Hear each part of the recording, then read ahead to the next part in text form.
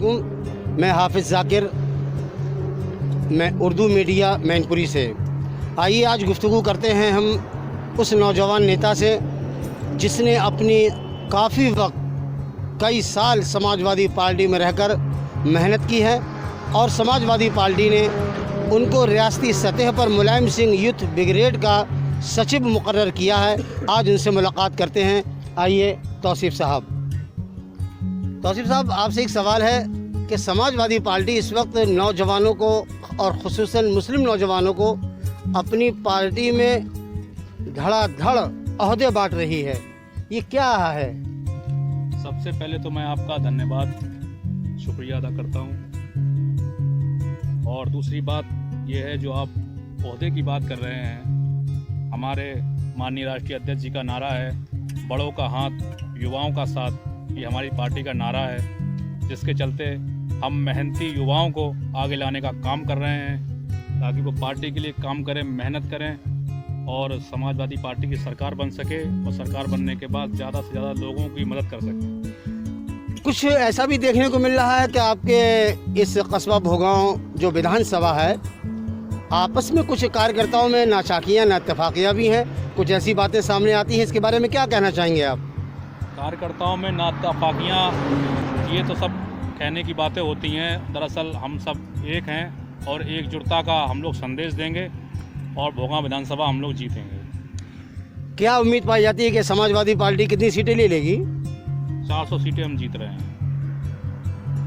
कुछ ऐसा तो नहीं कि आप कुछ ज़्यादा ही बोल रहे हो या आपका शौक़ या जज्बा आपको बुलवा रहा है? हमारे नेता माननीय राष्ट्रीय अध्यक्ष जी ने कहा है हम 400 सीटें जीत रहे हैं। आप देख रहे हैं टीवी। देखिए, आप तो एक ज़मीनी नेता हैं, आप अपनी कौमी सदर को रहने दीजिए, आप अपने भोगांव अपने ज़िले की बात कीजिए। यहाँ आपकी पोजीशन क्या रहेगी?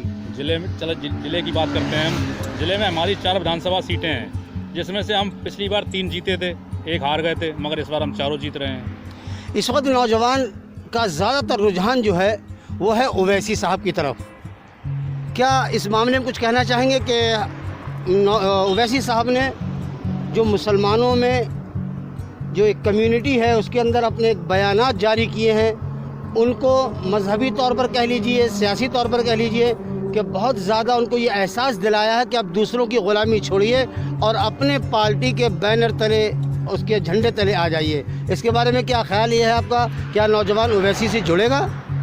देखिए, सबका ये लोकतंत्र है, हर किसी को चुनाव लड़ने का अधिकार है, और जैसा कि ओवैसी की राजनीति ध्रुवीकरण की राजनीति है हैदराबाद के अंदर। मोहतरम, अभी आपने कहा कि वो राजनीति को बांटना चाहते हैं, ध्रुवीकरण जो लफ्ज़ आपने इस्तेमाल किया है, आप थोड़ा ये बता सकते हैं कि 2017 में जो आप चुनाव बुरी तरीके से हारे थे, तब तो ओवैसी साहब नहीं थे। तभी क्या वजह थी कि जो आप बुरी तरीके से पूरे उत्तर प्रदेश में चुनाव हार गए थे? ओवैसी साहब तब भी लड़े थे चुनाव। मैं आपको बता दूं, जहां से वो चुनाव लड़े थे, कैराना से चुनाव लड़े थे, उनकी जमानत जब्त हो गई थी। संभल से लड़े थे, संभल से उन्हें थोड़े वोट मिले थे, फिरोजाबाद से वो हारे, उनकी कई सीटों पे उनकी जमानतें जब्त हो गई पूरी तरह से। उनको जो है माइनस नहीं, अगर उनकी जमानतें जब्त हुई हैं तो कोई बड़ी बात नहीं, चूँकि वो तो एक अभी छोटी पार्टी है। मान लीजिए उत्तर प्रदेश में उसने कदम रखा है, लेकिन अब तो बहुत ज़्यादा तादाद में वो अपनी ताकत को पूरे उत्तर प्रदेश में फैलाए हैं। और आप तो पुराने थे, मुलायम सिंह मुख्यमंत्री बने रहे, 2 बार मुख्यमंत्री वो रहे, अखिलेश यादव रहे, उसके बावजूद आपकी हार क्यों हुई? हार की वजह क्या थी? क्या ऐसा तो नहीं आपकी जुल्म ज़्यादतियाँ रही हों, गाँव ग्रामों में चौराहों पर ऐसे जुल्म ज़्यादतियाँ रही हों आपकी, इस वजह से आप हारे हों? क्या इस सरकार में जुल्म ज़्यादतियाँ नहीं हो रही हैं? अरे बात कर रहा हूँ आपकी समाजवादी पार्टी के बारे में बताइए। बीजेपी को तो छोड़ दीजिए, बीजेपी को तो हम लोग नहीं चाहते हैं, मुस्लिम नहीं चाहता, बहुत से लोग नहीं चाहते हैं, हम लोग निशाना बनाए गए। आप अपनी बात कीजिए, क्या क्या कारण था कि आप पिछला चुनाव हार गए थे? कोई कारण नहीं था, सिर्फ जो राष्ट्रीय अध्यक्ष जी ने विकास कार्य किए, हम लोगों ने वो विकास कार्य सही ढंग से नहीं बता पाए, कार्यकर्ताओं ने नहीं बता पाए, यहाँ से हमारी चूक हो गई और उन्होंने अपना हिंदू मुस्लिम का एजेंडा जो उनका था वो उस पर वो कामयाब हो गए। और इस बार ध्रुवीकरण नहीं होगा, दलित पिछड़े अल्पसंख्यक मिलकर समाजवादी पार्टी की सरकार बनाएंगे। तो ये थे जनाब तौसीफ़ साहब, जिनका कहना ये है, खुलासा ये है कि हम लोग सही मायनों में आवाम तक, पब्लिक तक नहीं पहुंच सके, अपनी पॉलिसी को, अपनी पार्टी के जो काम किए गए आवाम तक नहीं पहुंचा सके थे।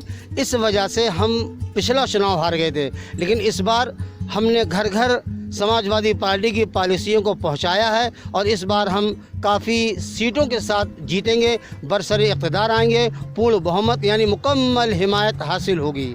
ठीक, शुक्रिया।